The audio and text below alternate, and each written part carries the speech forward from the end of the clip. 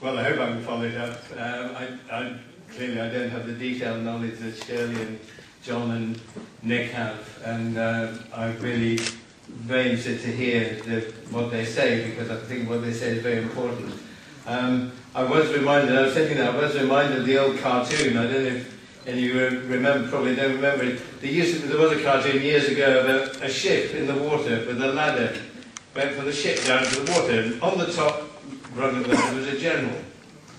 Halfway down there was a businessman in a bowler hat.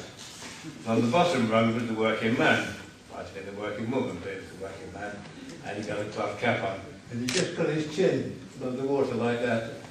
And the general at the top says, "Right men," he said, "one step down." And of course as he goes down the water rises up and he's drowned. And I think that's the sense in which we're all in it together, is some people have a lot more to lose than others, and the people at the top won't lose very much, and those that are avoiding the tax won't lose anything at all. So I think this idea that we're all in it together is a bit of a myth, really. I think it's something we should expose. But I want to make a couple of points. The first point is that this is an ideological battle. They're using the smokescreen of this deficit to make cuts and to reorder the economy in a way they would do anyway, because that's their belief. They believe that private is good and that public is bad. And what we do collectively has to be diminished, and that they have to shift the economy. They have to shift that weight to the private sector, and they would do that anyway. From Glasgow University made a piece in the paper the other day. You'd have a wealth tax. You could wipe out that deficit immediately if you wanted to. And the other points I wanted to make were to look back, because this is not the first time we've been down this road, and we can learn a bit from what's happened in the past. Otherwise, and this is a smokescreen. As has been said before, if we really want to have to make cuts, well, let's have a wealth tax. There's huge amounts of wealth in this country. The guy called just we're condemned to repeat it. And I was thinking back to what happened when we had the last big battle, the biggest battle, I guess, under Margaret Thatcher when she was elected in '79. And there was a massive onslaught on working people. There was a three-pronged onslaught, wasn't there? There was withdrawing subsidies, which allowed unemployment to go through the roof. There were laws against trade unions, which attempted to stop people acting in a collective way and supporting each other. And then there was the provocation of set-piece strikes, where they would tease one union into a fight, knowing that they could slap them down. It began with the steel strike, if anybody remembers. Steel strike, the very old-fashioned union, Bill Sears, right-wing leader, came out into the front. Some people supported him. The miners gave him a lamp. And after a bit, the steel workers' union, the leadership wasn't quite up for this strike, so they backed down.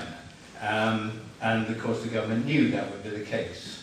And then there were various other disputes. There was a dispute in the car workers, and the deals were done behind the doors. There were various closures where there would be a lot of militancy. The people would come out on the street. There was one, I remember, in political Lawrence Scott's in Manchester.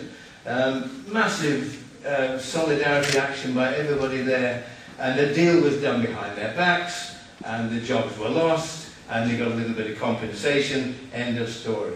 And then, of course, it culminated in the miners' strike when Thatcher had beaten all the other unions into the ground, or twisted their arms so that they were no longer in the fight.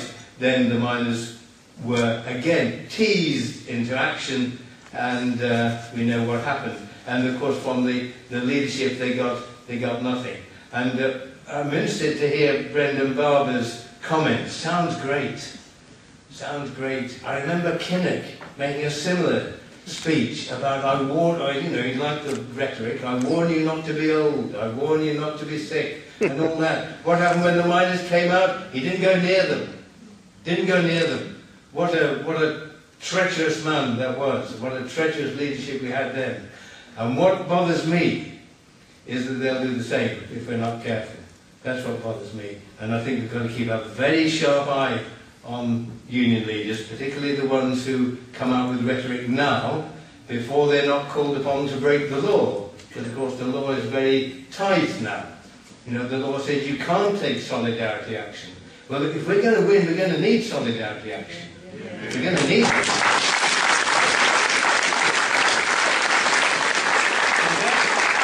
That's going to give some people a bit of a headache.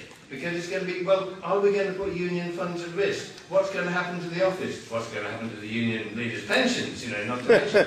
And so it's going to be quite tricky. And so I think we've got to keep a very sharp eye on union leaders. And I think also, it means, of course, organising within the union, absolutely. But I think also it means organising at community level.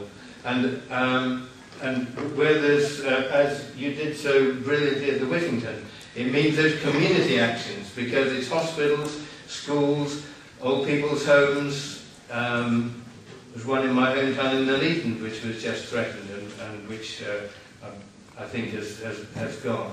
And they will take one facility after another, and I think we've really got to organise at a community level with the trade unions, as well as only in the trade unions.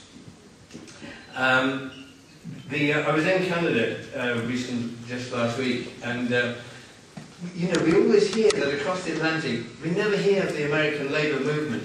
But my God, they are bright, and they're full of initiatives. I mean, they do occupations, and they do bung up the emails of all the bosses, and they do go and sing hymns outside his house, keep him up through the night. And they got one great thing which they were doing when we were there in Toronto. They got a giant rat, inflatable rat, and outside every employer who wasn't employing non-union people, this giant rat sat there. So nobody used to go into the offices, and this giant rat played a big part. So I think we've got to be really inventive, you know, and imaginative on how we campaign. I can give you a contact if you want a giant rat. Yes.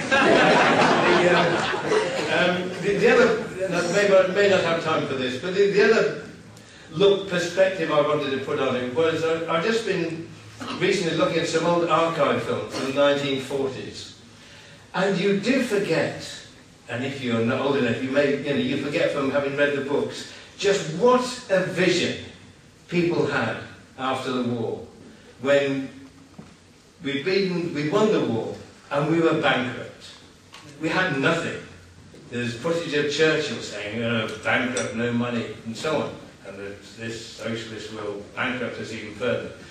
Just think what we did. We owned the gas, the electric, the water, the post office, the trains, the coal mines, and we founded the NHS in 3 or 4 years. And what a vision people had.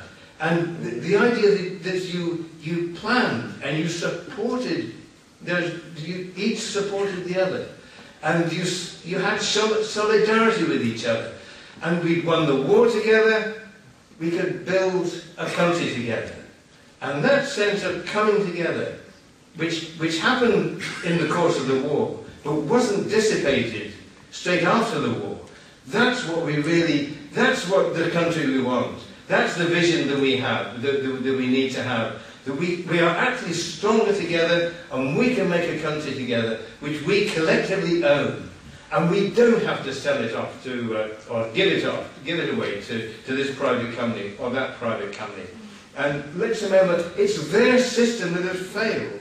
It's their system that has failed, not our system. They failed, they should pay for it. We need to build our country that will suit us. Thank you.